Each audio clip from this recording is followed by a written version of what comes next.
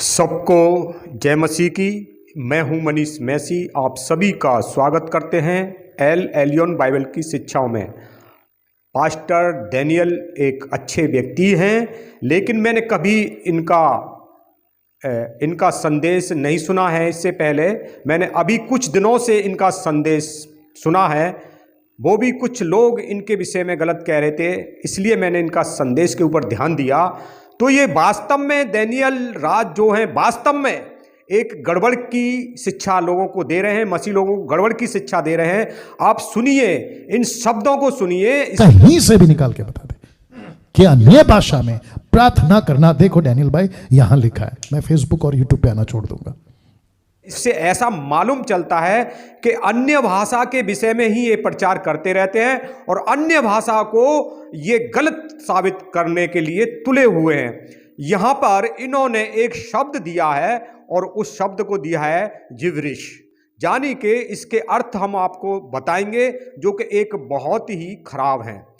अन्य भाषा को ये भाई साहब क्या शब्दों में बुलाते हैं, आइए देखते हैं कि उन्होंने अन्य भाषा को कितना गिरा हुआ शब्द दिया है। इन्होंने जो शब्द दिया है वो दिया है जिब्रिश, समझ की बाहर की भाषा या बातचीत। जिब्रिश अस्पष्ट या अर्थहीन भाषण, लेखन, बकवास। वह बकवास बात करता है, इस तरीके की इन्होंने शब्द दिए हैं। समार्थक शब्द बकवास, हकवास, सड़ाद, कचरा, गड़बड़।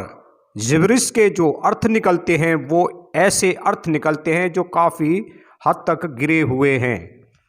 यहाँ पे इनको किसी ने पूछा, दानियल 5 और 25 में इनको पूछा गया, तो उसका अर्थ जो बता रहे हैं दानियल राज, वो तो गलत ही बता रहे हैं, बिल्कुल गलत बता रहे हैं। क्योंकि अगर हम 26 आयत से जब हम पढ़ना चालू करेंगे तो उसका साफ शब्दों में लिखा हुआ है, उसका अर्थ लिखा हुआ है कि भाई इसका अर्थ ये है और इसका अर्थ ये है। मैं इसको आपको बाइबल में पढ़ के सुना देता हूं।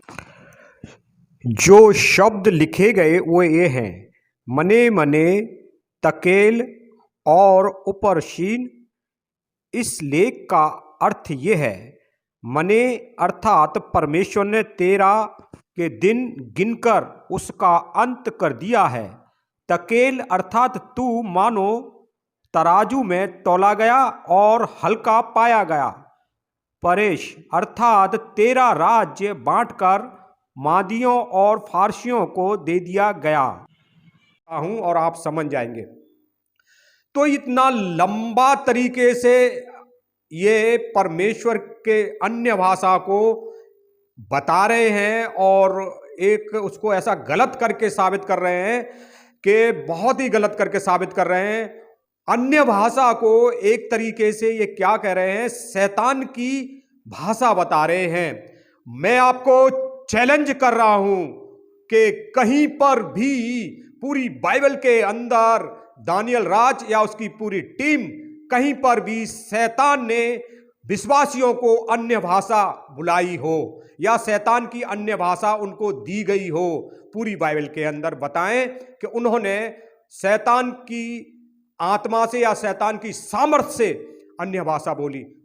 जो परमेश्वर के लोग थे पुराने समय से और आज तक, जिन्होंने परमेश्वर के नाम से और यीशु के नाम से जो प्रार्थना की या उन्होंने दर्शन पाए या उनकी सामर्थ्य से लोग गिरे, कहीं पर भी परमेश्वर के सिवा अगर शैतान ने और उसकी सामर्थ्य से कहीं लोग गिरे हैं तो बताएं।